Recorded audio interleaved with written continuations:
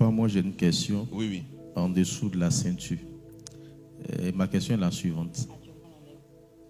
Est-ce qu'un chrétien peut pratiquer la fellation avec son épouse? C'est quoi la fellation déjà? C'est quoi la fellation? Puisque franchement, je ne connais pas, je ne sais pas, j'ai une idée. La fellation, c'est l'homme qui fait à la femme ou c'est la femme qui fait à l'homme? Est-ce que je voulais? C'est la femme qui fait à l'homme.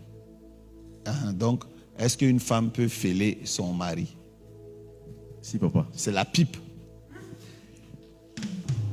C'est pour ça les discussions avec les pasteurs, c'est très difficile.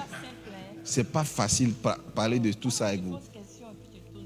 Maintenant, est-ce qu'un homme, et pour l'homme qui fait à la femme, on appelle ça comment? Le cunnilingus. Donc, on récapitule. Est-ce qu'une femme peut faire le cunnilingus ou non, un homme. Est-ce qu'une femme peut faire la fellation ou est-ce qu'un homme peut faire le cunnilingus? Qu'est-ce que tu crains? Qu'est-ce qui est craint généralement quand on fait ça? Il y a les infections. On peut choper. Non, nous, est-ce que nous, on est médecin? Moi, je ne suis pas médecin, ne me pose pas des questions comme ça. D'accord, papa. Ça peut agir sur le côté spirituel de l'homme en question aussi. Très bien. Papa, généralement, les gens disent, comment se fait-il que tu prends cette bouche, tu pries le Seigneur, tu prends la bouche, tu adores Dieu, et tu prends cette même bouche, tu évangélises pour gagner les âmes, et c'est cette bouche que tu utilises. Il faut terminer la phrase. Et tu prends cette bouche pour faire quoi? Et tu fais la pipe. D'accord. Très bien. Je peux vous poser une question? En plein culte, le pasteur préparait le culte du dimanche. Il est venu, il était assis à son bureau. Quand il est l'heure de venir à l'heure de l'adoration, il a eu la diarrhée. Le pasteur est retourné au WC histoire de faire popo. Et il y a deux types de pasteurs. Il y a deux types d'humains. Il y a ceux qui utilisent le papier hygiénique, mais il y a d'autres, ils ne sont pas à l'aise avec le papier hygiénique. Et ils prennent l'eau pour laver les fesses. Je voulais te demander, la même main que tu prends pour imposer les mains, cette même main que tu as pris pour mettre dans ton anus là, je voulais te demander si le Saint-Esprit décolle ou il ne décolle plus parce que tu as lavé tes fesses avec la main. C'est ce que je voulais te demander. Deuxième question. Qu'est-ce qui souille la bouche? C'est le sperme, non? Mais combien parmi vous, quand ils ont des rapports sexuels, quand ils finissent, ne prennent pas leurs mains pour laver leur sexe, pour enlever le sperme là, pour mettre ça sur leurs mains?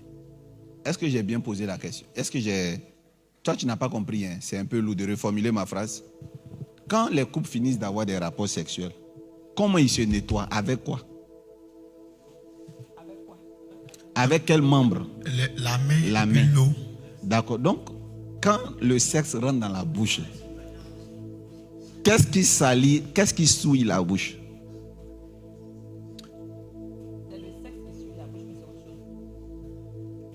Qu'est-ce que les gens pensent qui dans l'esprit, les gens se disent que c'est le sexe, la manière dont ça a été utilisé. C'est les sécrétions qui ont souillé la bouche de la femme qui prêche, non? Très bien. Et ou bien de l'homme qui a fait. Donc, maintenant, moi, je voulais te demander, ces mêmes sécrétions-là ne se retrouvent-elles pas dans la paume de ceux qui ont des rapports sexuels pendant les rapports sexuels? Ça se retrouve, papa. Très bien.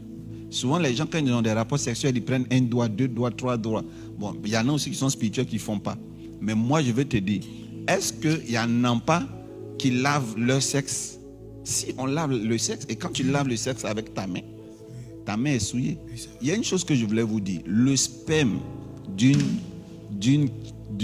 personne qui n'est pas ta femme, c'est pas bon. Même pas le sperme, même la sueur de la personne. Le sperme de la personne qui n'est pas ton mari. C'est même pas le sperme. La présence même de cette personne, c'est ça Dieu interdit. Mais tout ce qui est sur ta femme est béni. On ne l'a pas là-bas. Moi, je veux savoir, est-ce que l'homme peut têter les seins de sa femme? Oui. Voilà.